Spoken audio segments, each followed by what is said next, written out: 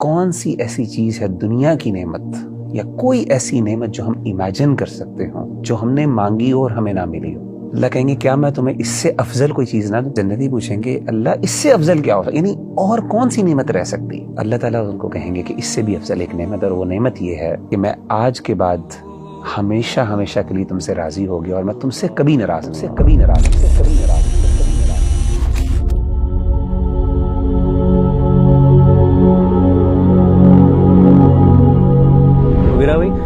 जैसे आपको पता है कि हमें डिफरेंट कॉल्स आती हैं जनरल नंबर पे, काउंसलिंग के हवाले से क्वेरीज आती हैं, क्वेश्चंस आते हैं। एक जो फ्रीक्वेंट क्वेश्चन है जो हमसे पूछा जाता है वो ये कि हम माफ़ कैसे करें किसी को। और बहुत ज़्यादा केसेस हैं। मिसाल के तौर पर मैं आपके साथ एक केस शेयर करता हूँ। वो केस ये है कि मुझे खातून की कॉल आई और उन्होंने कहा कि मैं अपनी सास को माफ़ नहीं कर सकती। और आप बिलीव करेंगे कि वो सास अब दुनिया में नहीं है, वो दुनिया में नहीं है, उनको इस दुनिया से गए हुए साल से भी ज़्यादा हो चुका हुआ है। लेकिन वो कहती हैं कि उन्होंने मेरे साथ कुछ ऐसा किया हुआ है, मेरे साथ कुछ ऐसी ज़्यादती या मेरे से कुछ ऐसे अल्फाज बोले हैं या मुझे इस तरह मेरी तज़लील की है कि मैं अब उनको माफ़ नहीं कर सकती। और उन्होंने उनकी खिदमत भी की, जितना हो सकता था उन्होंने खिदमत भी की, लेकिन अब उनको माफ़ नहीं कर सकती। उन्होंने बहुत कोशिश की और वो बार बार कोशिश करती हैं, लेकिन उनसे माफ़ नहीं किया जाता। और ये आम तौर के ऊपर भी वगैरह भाई, एक इंसान किसी बंदे को माफ़ करने में जल्दी नहीं करता, तो वगैरह भाई ये कैसे किसी इंसान को हम जल्दी माफ़ करें और हमारे दिल में वो जो एक नेगेटिविटी रह जाती है किसी के बारे में वो ना रहे। मैं समझता हूँ कि किसी भी बंदे के लिए सबसे बड़ी माफ़ करने की जो मोटिवेशन है ना, वो ये होनी चाहिए। और मैं समझता हूँ अगर ये मोटिवेशन नहीं है उसके लिए, तो फिर इससे बड़ी मोटिवेशन क्या हो सकती है कि उसको अल्लाह कहें कि मेरे बंदे तू मेरे लिए माफ़ कर दे, इसके बदले मैं तुझे माफ़ कर दूँगा। मैं आपको एक थोड़ा सा वाक़या सुनाता हूँ, इसको ज़रा मैं रिलेट करता हूँ कि ये बात कितनी बड़ी है। हज़रत अबू बकर सिद्दीक़ रज़ी अल्लाह तआला अन्हु की ज़िंदगी में एक बहुत बड़ा सानिया हुआ। आपकी जो बेटी हैं सैयदा आयशा रज़ी अल्लाह तआला अन्हा, उम्मुल मोमिनीन, हमारी वालदा, उन पे ज़िना की तोहमत लगी। एक बाप के लिए कितनी ये तकलीफ दे बात होगी, शादीशुदा बेटी नबी के घर में उम्मुल मोमिनीन तोहमत लगी, झूठी तोहमत, कितनी तकलीफ दे बात होगी। और ज्यादा तकलीफ दे बात रबीउल्लाह भाई वो इसलिए भी थी क्योंकि अगर सिर्फ दुश्मन करता ना, सिर्फ दुश्मन की तरफ से होती तो इंसान चले तकलीफ होती है बर्दाश्त कर जाता है, लेकिन बाज़ू का जब अपने लोग शामिल हो जाएं साथ, और अपने सिर्फ अपने मुराद मुसलमान नहीं, रिश्तेदार भी शामिल हो जाएं। अनफॉर्चुनेटली कि जब ये तोहमत लगी सैयदा आयशा पे, तो कुछ मुसलमान गिनती के उन्होंने भी गैर मुहतात गुफ्तगू की इस हवाले से। कुछ सहाबा से गलती हो गई। जाहिर है जब चीज़ मारूफ हो जाती है तो लोग बाज़-औक़ात गैर मुहतात अंदाज में बात कर लेते हैं और पता नहीं चलता कि इसके कॉन्सिक्वेंसेस क्या होंगे। तो इसी तरीके से सैयदना अबू बकर सिद्दीक़ रज़ी अल्लाह तआला अन्हु के ना सिर्फ मुसलमान बल्कि अपने रिश्तेदारों में से किसी ने ये बात कर दी। और आप इमेजिन कर सकते हैं कि सैयदना अबू बकर सिद्दीक़ को तकलीफ इसलिए भी ज़्यादा बड़ी कि जिसने बात की वो आपकी खालाजाद बहन के बेटे थे, यानी भांजे थे।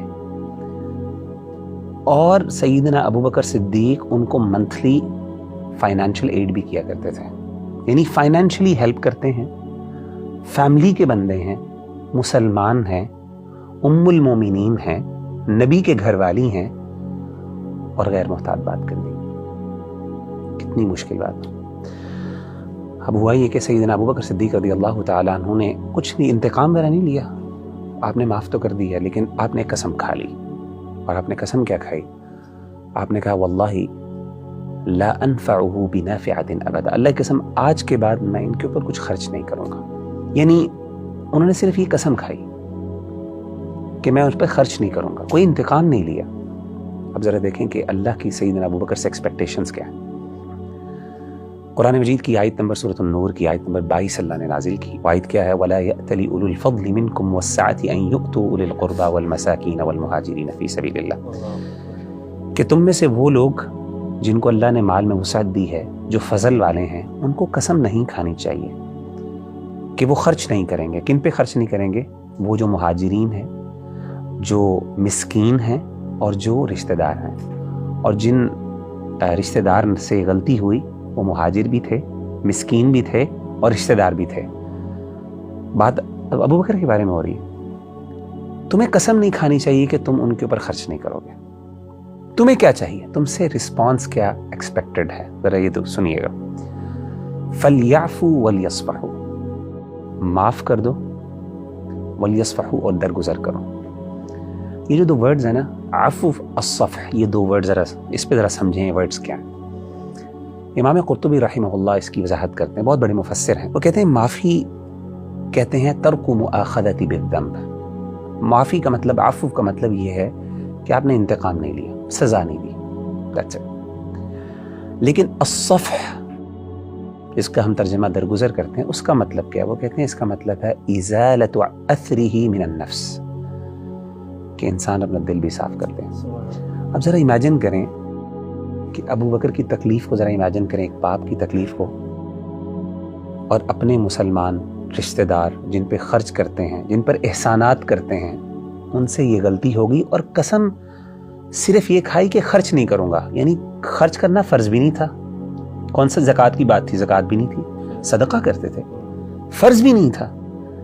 اللہ نے کہا ابو بکر نہیں, معاف بھی کرنا ہے, معاف کرنے کے ساتھ ساتھ دل بھی صاف کرنا ہے. یعنی دل میں بھی کچھ نہیں ہونا چاہیے. اب امیجن کریں کہ ابو بکر کے لیے کیا ان ریٹرن ہے. یعنی ٹھیک ہے اللہ میں کر لوں گا, یہ بہت بڑی بات ہے کہ چلے بندہ کہتا ہے معاف کر دیا, لیکن دل نہیں صاف ہوتا.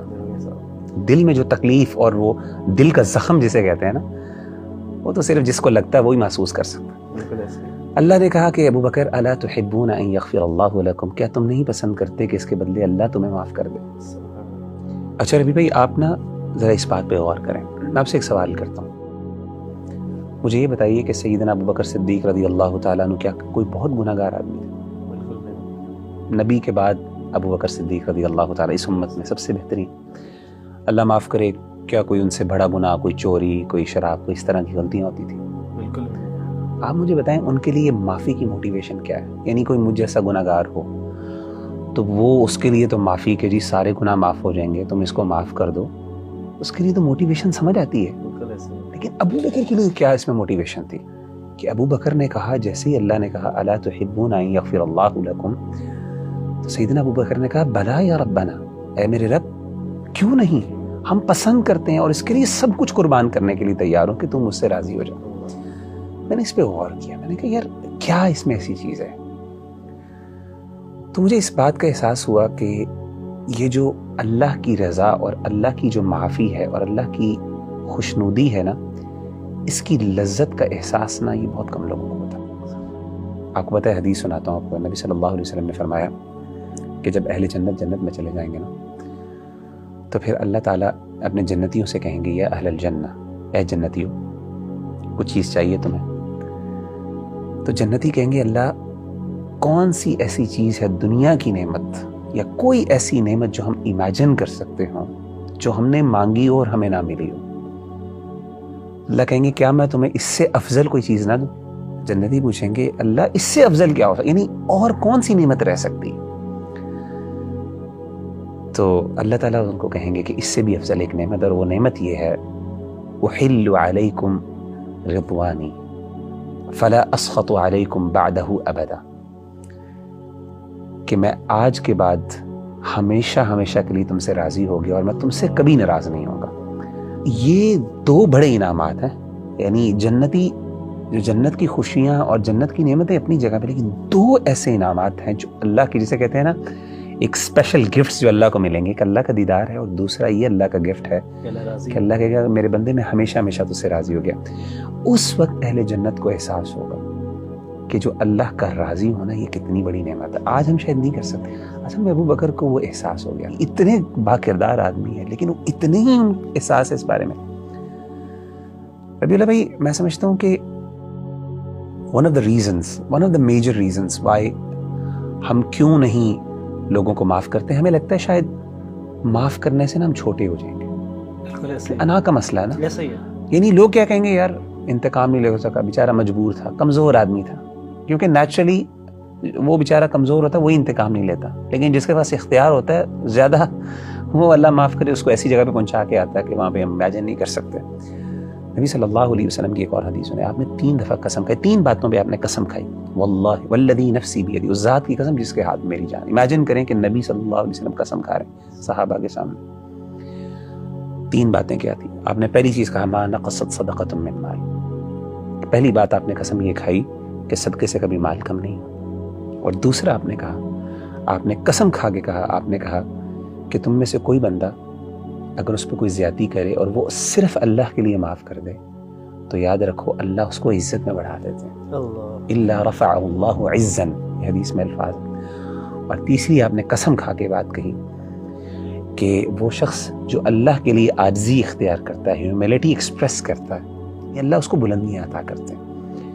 تو یہ اصل میں نا میں سمجھتا ہوں نصیب کی بات ہے، یہ ایک فہم کی بات ہے، سمجھ کی بات ہے، اپروچ کی بات ہے۔ اگر انسان اس انداز سے اور زاویے سے سوچنا شروع کر دے، میرا خیال ہے انسان کا دل بڑا ہو جاتا ہے۔